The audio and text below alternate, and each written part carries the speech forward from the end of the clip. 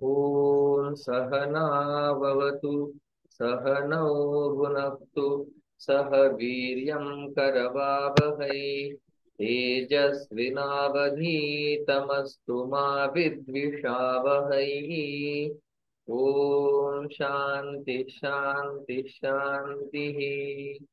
सरस्वती नमस्तुभ्यं वरदे कामरूपिणी विद्यारंभं करिष्यामि सिद्धिर्भवतु सर्वदा।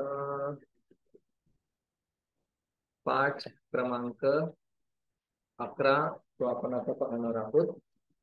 रचनानुवाद कौमुदी या पुस्तकाची रचना करत असताना प्रथमा विभक्तीचा जर विचार चालू असेल तर प्रथमा विभक्तीच्या संदर्भाने येणाऱ्या सगळ्या नियमांचा पडताळा त्या त्या पाठामध्ये घेतलेला आहे।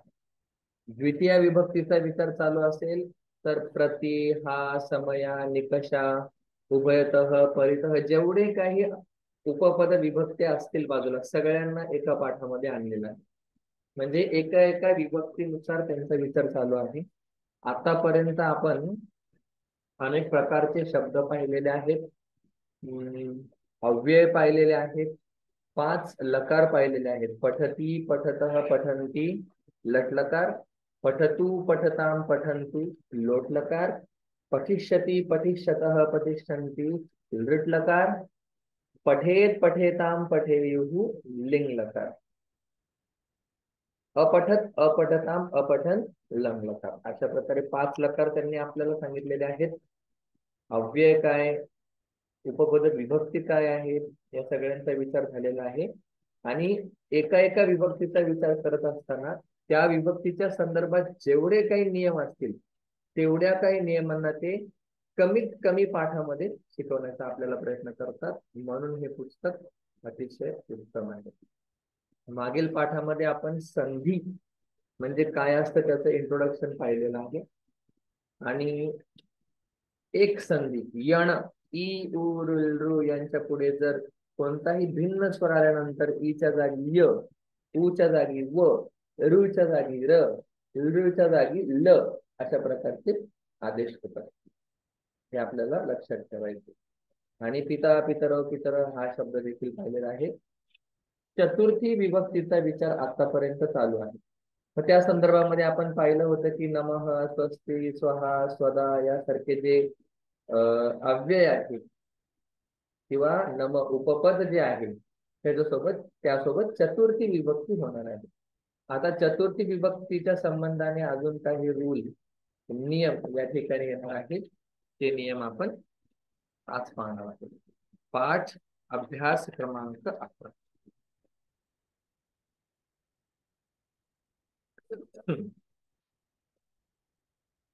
सगळ्यात पहिला काही शब्द त्यांनी या ठिकाणी दिलेले आहेत, त्या शब्दांचे आपण फिरवणी करूया। ब्राह्मण, ब्राह्मण मराठीमध्ये त्याचा अर्थ ब्राह्मणच अशा प्रकारचा आहे, वेगळा अर्थ नाही। थोडक्यात ज्ञानामध्ये रत असलेला, वेदांना मानणारा आणि षटकर्म जे आहेत अध्ययन, अध्यापन हे सगळं करणारा, थोडक्यात धर्माला सांभाळणारा जो आहे त्याला ब्राह्मण म्हणतात। क्षत्रिय, क्षत्रिय पुल्लिंग शब्द आहे। क्षत्रिय शब्दाचा अर्थ मराठीमध्ये क्षत्रिय असाच आहे। क्षत्रिय शब्दाचा अर्थ रक्षण करणारा। बघा आपल्या भारतामध्ये जी वर्ण परंपरा होती, वर्ण आश्रम परंपरा अतिशय विचार करून होती। लोक आज त्याच्यावरती प्रश्न करतात, ब्राह्मण आणि क्षत्रिय यांच्यामध्ये भेद करतात, पण हे सगळे भगवंताने निर्माण केलेले आहेत। चातुर्वर्ण्यम मया सृष्टम गुणकर्म विभागशः तस्य कर्तारमपि मां विद्य कर्तारम अव्ययम्। भगवान म्हणतात हे सगळे वर्ण मी निर्माण केले। भगवंताने भेद केला लोकांमध्ये? नाही, भेद नाही केलेला। भगवान म्हणतात गुण आणि कर्म हे बघून मी त्याला त्याला त्या त्या वर्णामध्ये टाकलेला आहे। ठीक आहे। क्षत्रिय, वैश्य, क्षत्रिय म्हणजे रक्षण करणारे, वैश्य म्हणजे व्यापार करणारे। बघा धर्म सांभाळणारे लोक पाहिजेत, आपलं रक्षण करणारे लोक पाहिजेत, व्यापार करणारे लोक पाहिजेत। म्हणजे देशाचा विचार करा, देशाला पुढे घेऊन जाण्यासाठी, प्रगती करण्यासाठी ब्राह्मण लोक पाहिजेत। ब्राह्मण म्हणजे विचार करणारे लोक पाहिजेत। जर देशावरती काही अटॅक झाला तर क्षत्रिय लोक पाहिजेत। देशामध्ये पैसा येण्यासाठी व्यापार वाढला पाहिजे अशा प्रकारे. आणि शूद्र काम करण्यासाठी शूद्र लोक पाहिजे त्या प्रकारे. मोक्ष मोक्ष मोक्ष म्हणजे मुक्ती, सगळ्या गोष्टींपासून मुक्ती. मूर्ख हे सगळे पुल्लिंग शब्द या पाठामध्ये दिलेले आहेत. चोर जवळजवळ याला मराठीमध्ये शब्द आहेत. अश्व हा सुद्धा शब्द बऱ्याच लोकांना माहित असतो, घोडा. आणि काही नपुंसकलिंग शब्द दिलेले आहेत. मोदकम मोदकम एक प्रकारचं गोड लाडू, मोदकम त्याला शब्द आहे. पापम हे नपुंसकलिंग शब्द आहेत, कारण की त्यांचा शेवट जो आहे हा म यामध्ये होतो. अशा प्रकारे आपण या पाठातील जे संज्ञा आहेत, जे नाम आहेत, ते आपण पाहिलेले आहे. आता पुढे आपण विचार करूया. बघा, चतुर्थी विभक्तीचा हा पाठ आहे. मी सुरुवातीला सांगितलं, मागील पाठामध्येही चतुर्थी विभक्तीच्या संबंधाने काही नियम असतील, त्या नियमांचा विचार केलेला आहे. या पाठामध्ये अजून सखोल जे काही पूर्ण विभक्तीचे नियम असतील ते या ठिकाणी घोषित केले जाणार आहे. बघा, चतुर्थी विभक्ती. चतुर्थी विभक्तीचा अर्थ काय? सलाते सलानाते. चतुर्थी विभक्तीला अजून दुसरं नाव काय आहे संस्कृत मध्ये? संप्रदान. म्हणजे एखादी गोष्ट, समजा मी एखादी गोष्ट कोणाला देत असेल, तर ज्याला मी देत आहे, संप्रदान म्हणजे काय? देणे. त्या संप्रदान शब्दापासूनच संप्रदाय किंवा संप्रदाय शब्द आलेला आहे. म्हणजे काय? चांगल्या प्रकारे समोरच्याला देणे.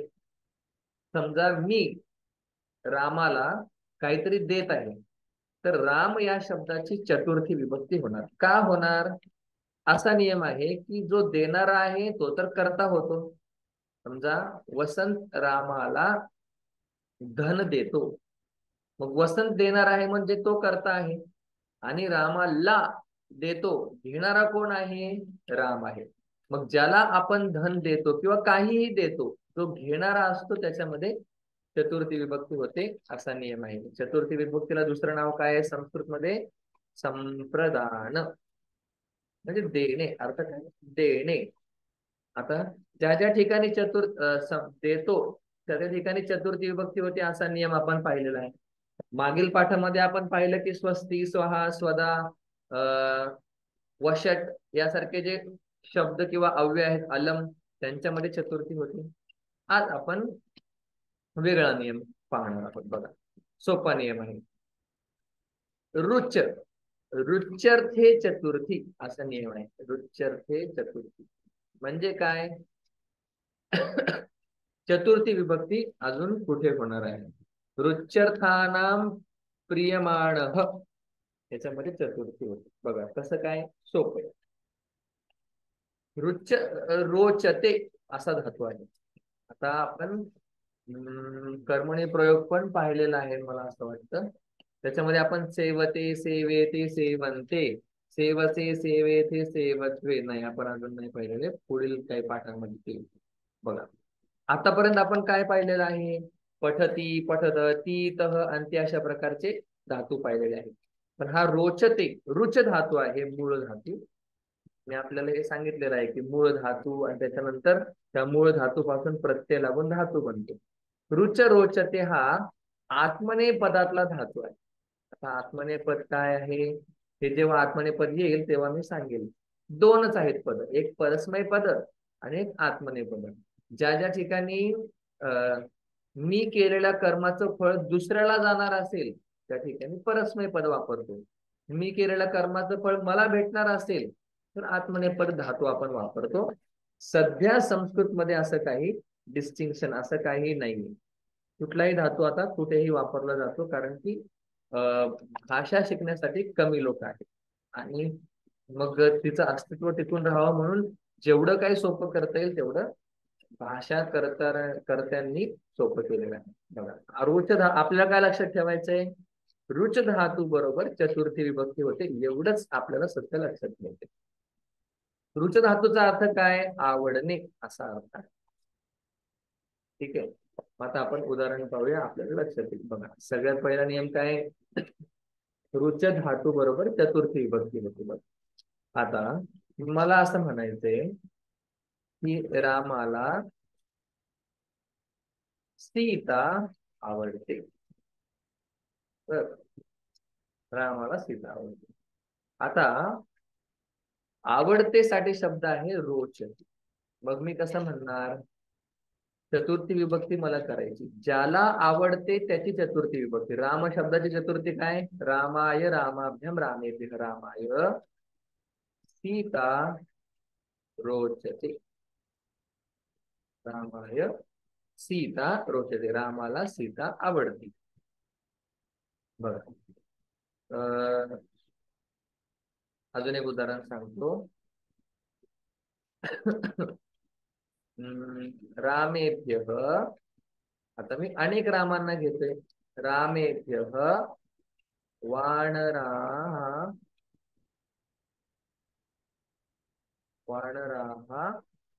रोचन्ते. रामाला अनेक वानर आवडतात. रामाय चतुर्थी विभक्ती. का? तर रुच धातू बरोबर चतुर्थी विभक्ती होते आणि ज्याला आवडतंय त्याची चतुर्थी विभक्ती होते. रामेभ्य म्हणजे अनेक रामांना वानर आवडतात. हा आपण आजचा पाहिलेला पहिला नियम आहे. पुढे बघूया आपण चतुर्थी विभक्तीचा संबंध आहे दुसरा नियम.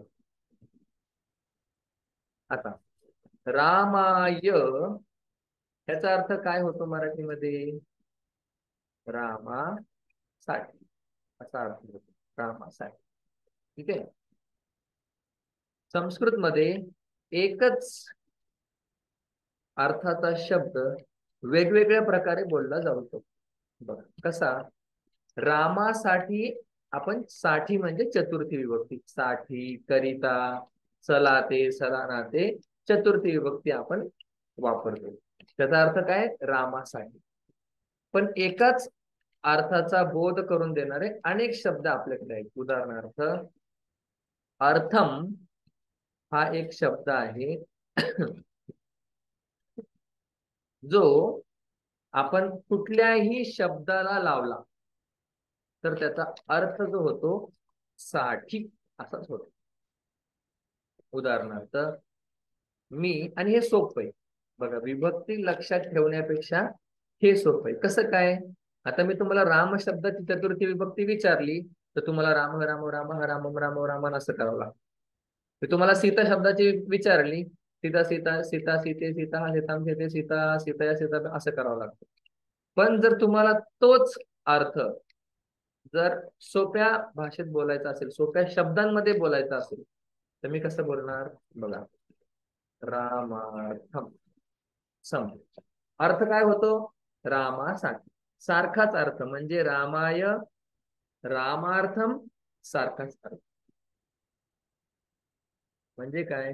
हा जो रामा अर्थ शब्द आहे हा सुद्धा चतुर्थी विभक्तीच बोधन करतो. अर्थ शब्द जो आहे हा चतुर्थी विभक्तीच बोधन करतो. ठीक आहे. रामार्थम.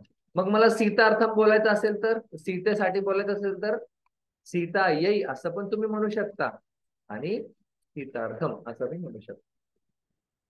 आता गमन शब्द आहे जाणे.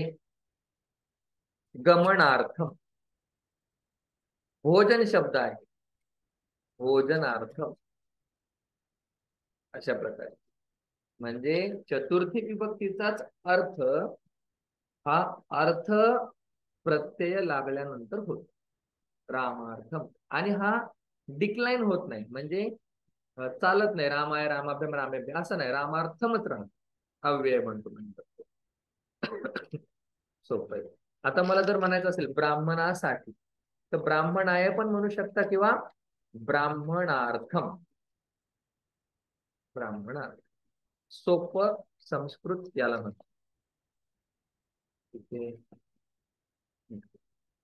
पुढे अजून एक शब्द आपल्याकडे आहे सेम अर्थ, समान अर्थच सांगणारा. बघा, आता मी रामाय म्हणू शकतो, रामार्थम म्हणू शकतो. त्याचा अर्थ काय? रामासाठी एवढाच अर्थ आहे. एक पुढचा शब्द आहे कृते. कृते शब्दाचा अर्थ सुद्धा साठी. असंच आहे. मग का असे वेगवेगळे शब्द? ती भाषेची ती काय आहे? श्रीमंती आहे. एकच प्रकारे एकच शब्द आपण वेगवेगळ्या प्रकारे म्हणू शकतो. जसं इंग्लिशमध्ये पण फॉर रामा किंवा for the sake of Rama किंवा इन ऑर्डर टू राम अशा प्रकारे म्हटलं जातं कृते. मग आपल्याला लक्षात काय ठेवायचे नियम आहे? ज्यावेळी कृते हे वापरलं जातं, कृते हा प्रत्यय म्हणा किंवा अव्यय वापरला जातो, त्यावेळी आपल्याला षष्ठी विभक्ती करायची. एवढं आपल्याला लक्षात ठेवायचं. षष्ठी विभक्ती म्हणजे काय? मला आता रामासाठी म्हणायचं आहे, पण मी वापरणार काय आहे? कृते. मग मला रामाची षष्ठी विभक्ती करायची. कशी करणार? मला माहिती आहे रामस्य कृते म्हणजे काय? रामासाठी. सीतायाः कृते म्हणजे काय? सीतेसाठी. गमनस्य कृते अर्थ तोच आहे, पण मी वेगवेगळ्या प्रकारे तो म्हणू शकतो. हा फायदा आहे. ब्राह्मणस्य कृते म्हणजे ब्राह्मणासाठी. संपलं. म्हणजे चतुर्थी विभक्तीचाच अर्थ बोधित करण्यासाठी वेगवेगळे शब्द या पाठामध्ये आलेले आहेत. ओके. पुढे चतुर्थी विभक्तीच्या संबंधाने एवढं आपण. आता या पाठामध्ये काही धातू आहेत बघा. आता हे झाले शब्दाच्या संबंधाने नियम. हे जर शब्द आले चतुर्थी विभक्ती, पण असे काही धातू आहेत, ते धातू जरी आल्यानंतर सुद्धा चतुर्थी विभक्ती होते. त्याला उपपद विभक्ती असंच नाव आहे. म्हणजे हे जर शब्द आले, हे जर पद आले, तर त्या संबंधाने चतुर्थी विभक्ती होणे सोपं आहे बघा. कुप्यती म्हणजे रागावणे. क्रुध, क्रुध्यती.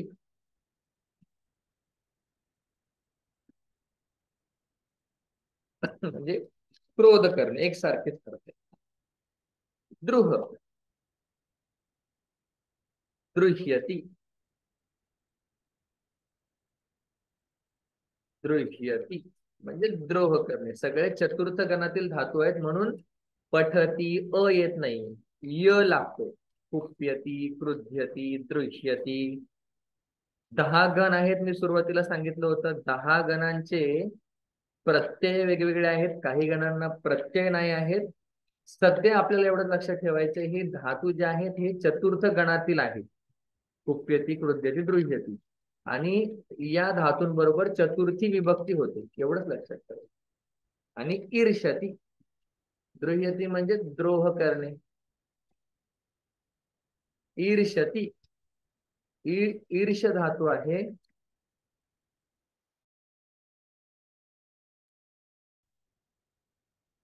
त्याच होतं ईर्ष्यती. ईर्ष्यती म्हणजे काय? ईर्ष्या करणे, एखाद्याचा राग करणे.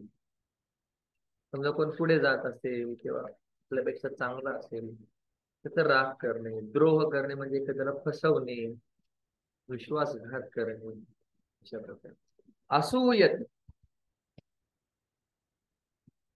असूयती, असूयती या शब्दाचा अर्थ काय आहे? चांगले गुण असताना सुद्धा वाईट गुण पाहणे. म्हणजे एखादा व्यक्ती चांगला आहे, पण आपल्याला त्यांचं पटत नाही, त्याच्यामुळे आपण त्याच्यामध्ये पण वाईट गुण पाहतो. त्याच्यामुळे त्याला असूयती असं म्हणते. म्हणजे चांगल्या गुणांमध्ये पण वाईट पाहणे.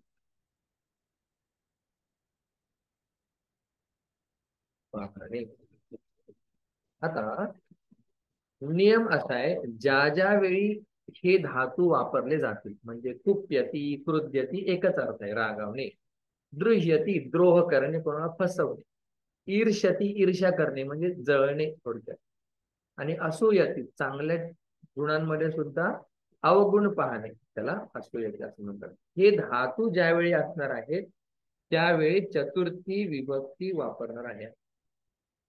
हे धातू ज्यावेळी असतील तेव्हा चतुर्थी विभक्ती आपण वापरणार आहे. बघा उदाहरण आपल्याला सांगतो, म्हणजे आपल्याला लक्षात येईल. दुर्जन आहे आणि एक आहे सज्ज. मग दुर्जन सज्जनावरती रागावतो. दुर्जन सज्जनाय कुप्यती. सोपं वाक्य. कुप्यती. तुम्ही क्रुध्यती असंही म्हणू शकता, काही हरकत नाही. क्रुध्यती, कुप्यती, क्रुध्यती किंवा कुप्यती दोन्ही प्रकार कुठलंही तुम्ही वापरू शकता. बघा कौसल्य. कौसल्या रामाय दृश्यती. कौसल्या रामाचा विश्वासघात करत. कौसल्य नाही,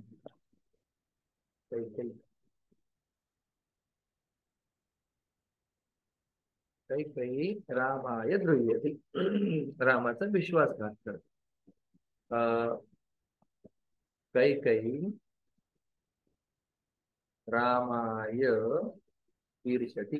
ते रामाचं काय करतो, राग द्वेष करतो. भरतालाच राज्य मिळावं असं तुला वाटतं.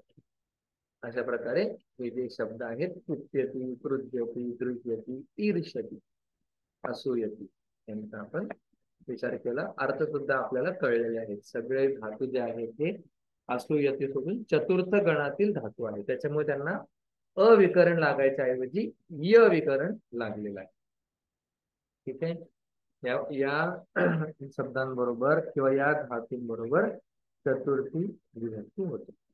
अजून काही धातू आहेत त्यांच्या बरोबर सुद्धा चतुर्थी विभक्ती होणार आहे. पहिलं उदाहरण आहे कथ धातू. आपण पाहिलेला आहे, दशम गणाचा धातू आहे कथ. कथयती म्हणजे थोडक्यात सांगणे. वदती हा सुद्धा धातू आहे, पण कथयती हा सुद्धा धातू आहे. या धातू बरोबर चतुर्थी विभक्ती होते. निवेद सॉरी निवेदी हा धातू आहे, त्याचं निवेदयती असं म्हणतं. निवेदयती म्हणजे काय, एखादं निवेदन देणं म्हणजे सूचना देणं किंवा सांगणं असाच थोडक्यात अर्थ. निवेदयती म्हणजे गुरु शिष्याला सूचना देतो.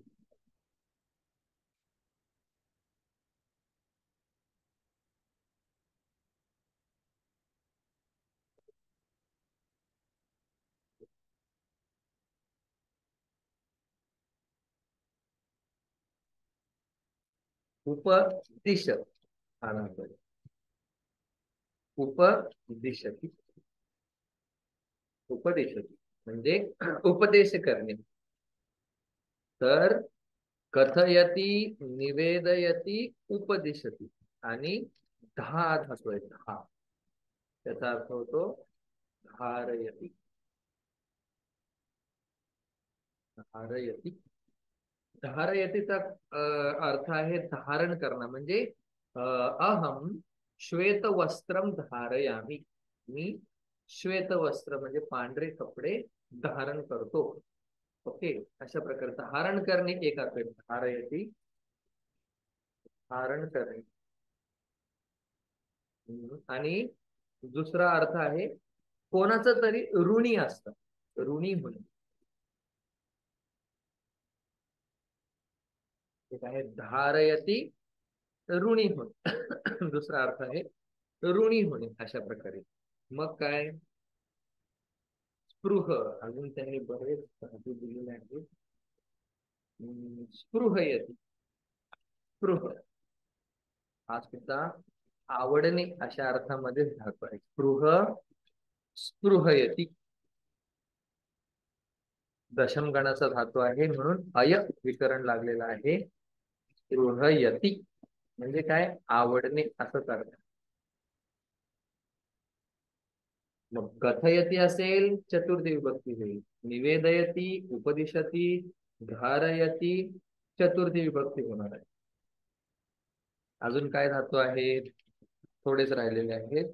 कल्पते म्हणजे जसा भूभवती धातू आहे, होणे किंवा असणे, त्याच अर्थामध्ये कल्पते हा देखील धातू आहे. होणे. उदाहरण पाहिल्यानंतर आपल्याला अजून समजेल. पुढे धातू आहे त्याच्याबरोबर चतुर्थी विभक्ती होते संपद्यते. पदधातू पदधातू आहे, सम उपसर्ग आहे आणि चतुर्थ गणाची धातू आहे संपद्यते. त्याचा पण अर्थ आहे होणे. आणि last but not the least हितम.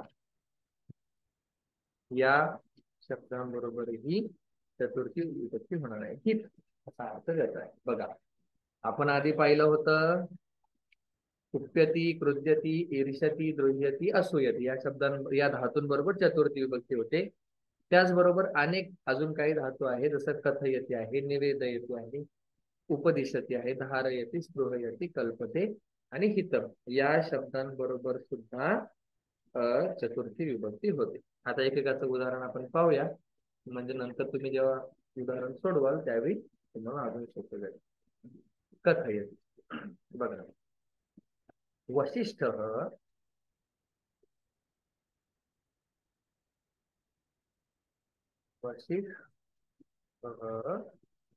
रामाय आदे रामायणम किंवा वेदम कथयति. वशिष्ठ ऋषी रामाला वेद सांगतात. कथयति सांगणे, बोलणे अशा प्रकारचा अर्थ आहे. वशिष्ठ रामाय वेदम कथयति. वेद सांगतात. राम वसिष्ठाय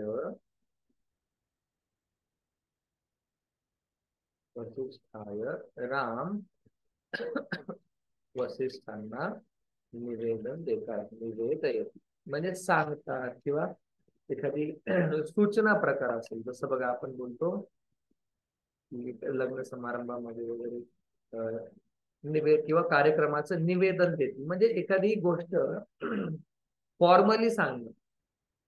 आता क्लास कसा चालू आहे? फॉर्मल क्लास चालू आहे, म्हणजे व्यवस्थित स्ट्रक्चर, भाषा वगैरे व्यवस्थित. आणि आपण जेव्हा मित्रांमध्ये जातो तेव्हा इनफॉर्मल बोलतो, नॉर्मल बोलतो. तसं निवेदयती म्हणजे काय, सांगण्याचा अर्थ आहे, पण फॉर्मली सांगणे. जसं एखादी सूचना असेल मोदींकडून तर ते निवेदन करतात. तर राम एक सूचना निवेदन करतात. निवेदयती. विश्वामित्र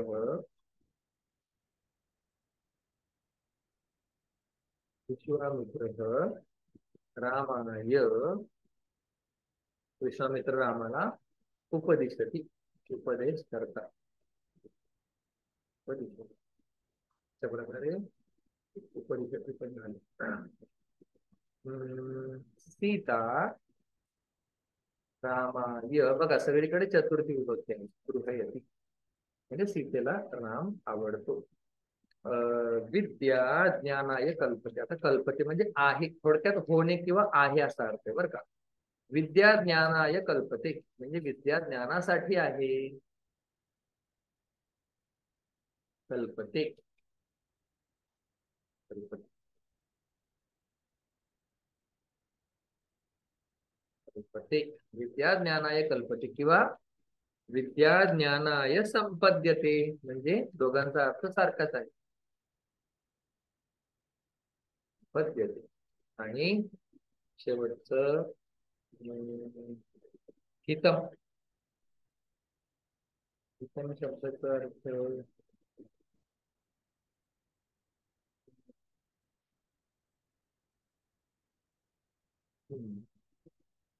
ब्राह्मणाचं हित किंवा सुख असे दोन अर्थ बरं. सुख शब्दाचा अर्थ सुख.